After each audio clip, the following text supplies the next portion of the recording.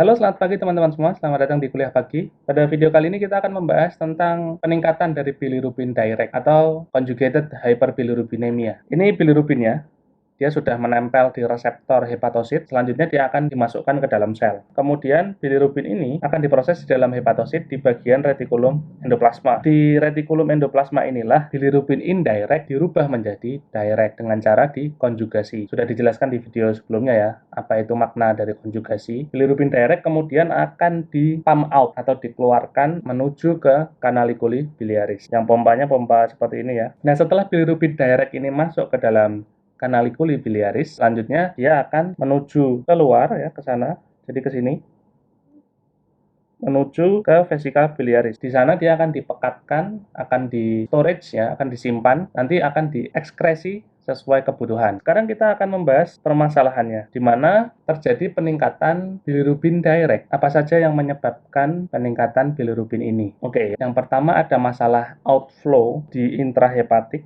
ya, outflow yang ini.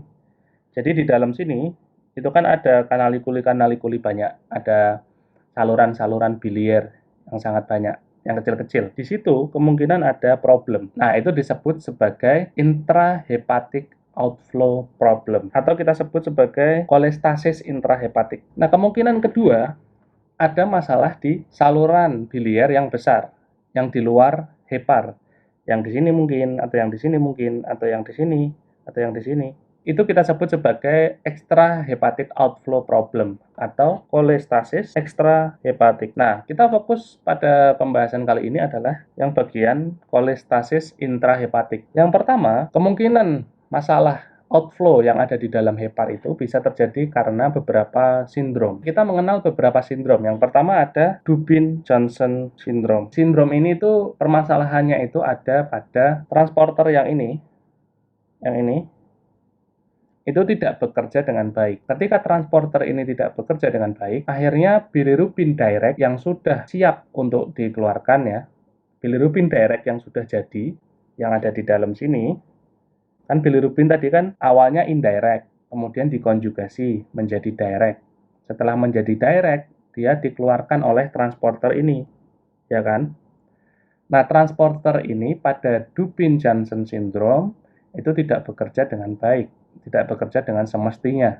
Akhirnya apa? Akhirnya bilirubin direct tidak bisa dialirkan ke canaliculi biliaris. Jadi ciri khas dari Dubin-Johnson syndrome ini adalah peningkatan bilirubin direct dan juga pada pemeriksaan biopsi dari hepar, itu heparnya akan berwarna hitam. Warna hitam pada hepar ini dikarenakan deposit dari katekolamin. Jadi transporter ini selain tidak bisa memompa keluar bilirubin direct, dia juga tidak bisa memompa keluar metabolit-metabolit lain, termasuk katekolamin. Sehingga mereka semua terdeposit di dalam hepatosit dengan kadar tertentu ya. Jadi transporter ini kan tetap bekerja. Transporter ini tetap berfungsi tapi tidak semaksimal orang normal, sehingga terjadi deposit-deposit metabolit, termasuk bilirubin direct, kemudian katekolamin. Apakah sindrom ini berbahaya? Sindrom ini tidak berbahaya ya. Transporter ini tetap bekerja, tapi kemampuannya berkurang, seperti itu. Kemudian, sindrom selanjutnya ada yang disebut sebagai rotor syndrome. Nah, sindrom ini bagaimana? Dia sama-sama bermasalah pada transporternya ya, tapi heparnya tidak berwarna hitam. Jadi transporter katekolaminnya itu bekerja dengan baik, sedangkan transporter bilirubin itu tidak bekerja dengan baik. Jadi di sini tetap terjadi peningkatan bilirubin direct, tapi heparnya tidak hitam. Kemudian untuk masalah lain itu ada pada kasus-kasus hepatitis. Nah, hepatitis ini sesungguhnya bukan hanya bilirubin direct yang akan meningkat, tapi dia juga akan meningkatkan bilirubin indirect. Kenapa bisa seperti itu? Karena yang pertama, pada kasus hepatitis ini, bilirubin indirect dia tidak bisa dikonjugasi dengan baik. Jadi tidak bisa konjugasi dengan baik. Kenapa demikian? Karena kondisi sel yang mengalami inflamasi, sehingga konjugasi tidak bisa bekerja dengan baik. Nah, kemudian akan terjadi peningkatan bilirubin direct. Kenapa? Karena sel yang mengalami inflamasi tadi tidak bisa mentransport ke canaliculi. Jadi, transporternya ini tidak bekerja dengan baik. Masih bekerja tapi tidak bekerja maksimal. Karena apa? Karena selnya mengalami inflamasi. Dengan demikian, semua akan terdeposit di sini kan, bilirubin direct maupun bilirubin indirect.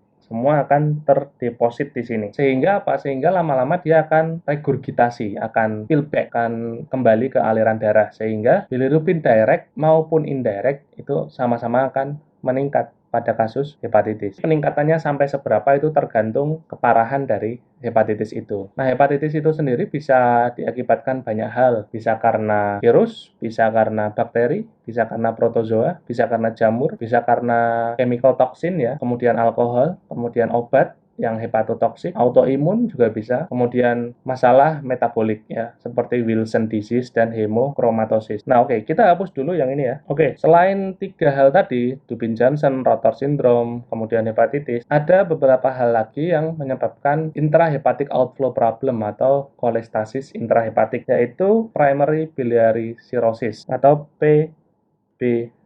Primary biliary cirrhosis ini merupakan autoimun ya, proses autoimun yang menyebabkan kerusakan pada kanalikuli biliaris. Nah, pada kasus PBC ini, autoimun tadi itu merusak kanalikuli biliaris. Nah, biasanya orang ini akan mengalami jaundice yang berat. Kemudian dia juga akan mengalami gatal-gatal. Kenapa gatal-gatal? Karena efek dari asam empedu ya. Proses autoimun ini sudah merusak kanalikuli biliaris, maka ini rusak semua.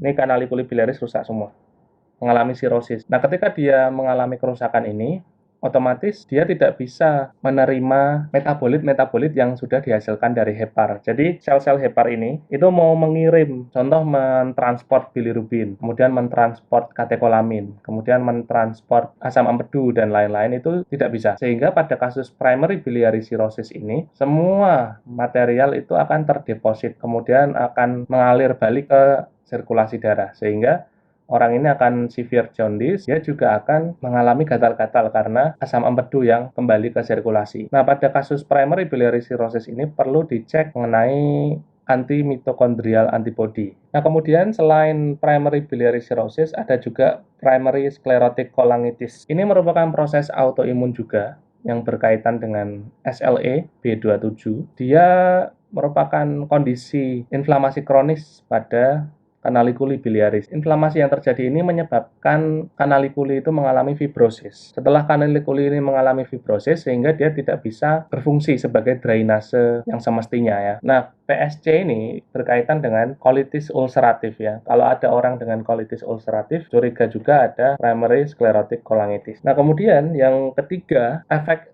obat ya, efek-efek dari obat yang menyebabkan penurunan outflow dan menyebabkan kolestasis. Ini obat ini salah satunya menyebabkan penurunan outflow, kemudian menyebabkan kolestasis. Jadi hasil metabolit dari hepar itu tidak bisa mengalir ke vesika biliaris. Contoh dari obat ini adalah pil KB yang tinggi estrogen. Oke, di video berikutnya kita akan membahas tentang extrahepatic outflow problem. Jadi yang akan kita bahas nanti seputar ini ya.